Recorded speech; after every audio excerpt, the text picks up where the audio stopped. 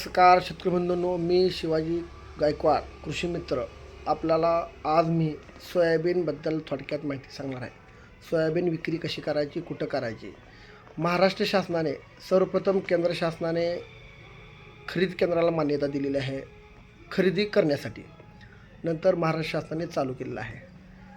चालू करण्यापूर्वी त्यांनी एक प्रक्रिया चालू केलेली आहे, म्हणजे नोंदणीची त्यांनी तारीख जाहीर केलेली आहे. त्यांनी 30 ऑक्टोंबरपासून ते 31 डिसेंबरपर्यंत नोंदणी चालणार आहे. त्यामुळे तुम्ही लवकरात लवकर नोंदणी करून घेणं गरजेचं आहे. आणि प्रत्यक्ष म्हणजे सोयाबीन खरेदी करण्याची तारीख त्यांनी पण जाहीर केलेली आहे. त्यामध्ये 15 नोव्हेंबरपासून 15 नोव्हेंबर 2025पासून सोयाबीन ते खरेदी करणार आहेत, चालू करणार आहेत. जवळपास ते 3 महिने चालणार आहे. म्हणजे सोयाबीनची प्रक्रिया, खरेदी करण्याची प्रक्रिया 3 महिने चालणार आहे. आणि नोंदणी प्रक्रिया 30 ऑक्टोंबर ते 31 डिसेंबरपर्यंत चालणार आहे. आणि यामध्ये शासनाने हमीभाव जाहीर केलेला आहे. पण नोंदणी करण्यासाठी सर्वप्रथम त्यामध्ये तुम्ही प्रक्रिया, अटी असे भरपूर त्यांनी लावून केलेलं आहे. त्यामध्ये ज्यावेळेस तुम्ही खरेदी करणार आहात, तुम्ही डायरेक्ट तुमची खरेदी होणार नाही. ज्या शेतकऱ्यांचा फार्मर ID अवेलेबल आहे तोच शेतकरी या ठिकाणी तुम्ही माल विकणार आहात महाराष्ट्रातल्या खरेदी केंद्रावर. कारण शेतकरी काय समजतो, म्हणजे शासन काय समजतं की तुमच्याकडे फार्मर ID आहे म्हणजे तुमची जमीन आहे आणि तुमची पीक पाहणी केलेली आहे. अशा प्रकारे तुमची जर पीक पाहणी असेल तर तुमचा माल खरेदी होणार आहे, असं खरेदी केंद्राने सांगितलेलं आहे. त्यामध्ये शासन सोयाबीन किती खरेदी करणार आहे त्याबद्दल सांगतो. सोयाबीन 18,50,700 मेट्रिक टन सोयाबीन खरेदी होणार आहे.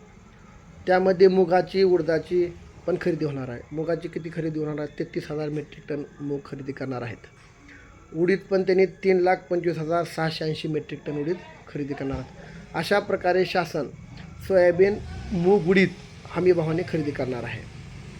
तुम्हाला तारीख तर माहीत झाली. आणि सर्वात महत्त्वाचं म्हणजे काय, सोयाबीनला भाव किती आहे. सोयाबीनला भाव आहे 5,328 रुपये क्विंटल.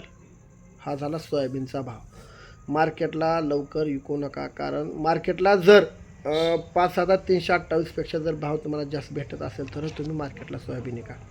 नाहीतर तुम्ही आता लवकरात लवकर नोंदणी प्रक्रिया करून मार्गी लागा. कारण महाराष्ट्र शासन भाव जास्त देत आहे, 5,328 रुपये देत आहे. बरं, हे झालं तुमचं प्रक्रिया, नोंदणी प्रक्रिया झाली. पण नोंदणी करण्यासाठी तुम्हाला डॉक्युमेंट काय लागणार त्याबद्दल सांगतो.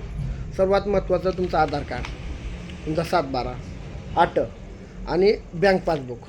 म्हणजे अद्ययावत, जे सध्या अद्ययावत तुमचं बँक आहे, म्हणजे बँक पासबुक आहे, ते तुम्ही नोंदणी प्रक्रियेवाल्याला द्या आणि ती तुमची नोंदणी प्रक्रिया करून घेईल. लवकरात लवकर नोंदणी चालू करून घ्या, कारण 30 ऑक्टोबर ते 31 डिसेंबरपर्यंत नोंदणी होणार आहे. आणि खरेदी होणार आहे 15 नोव्हेंबर 2025पासून जवळपास 15 फेब्रुवारी 2026पर्यंत. जवळपास 3 महिने खरेदी आहे. अशा प्रकारे सर्व शेतकऱ्यांनी लवकरात लवकर नोंदणी प्रक्रिया करून घ्यावी, म्हणजे आपली तारीख फिक्स होऊन जाईल आणि आपला माल शासनाला जाईल आणि जास्तीत जास्त आपल्याला भाव भेटेल. 5,328 रुपये भाव म्हणजे बराच भाव आहे. कारण जर ह्यापेक्षा जर मार्केटला जर भाव जास्त असेल तोपर्यंत तुम्ही नोंदणी करून घ्या.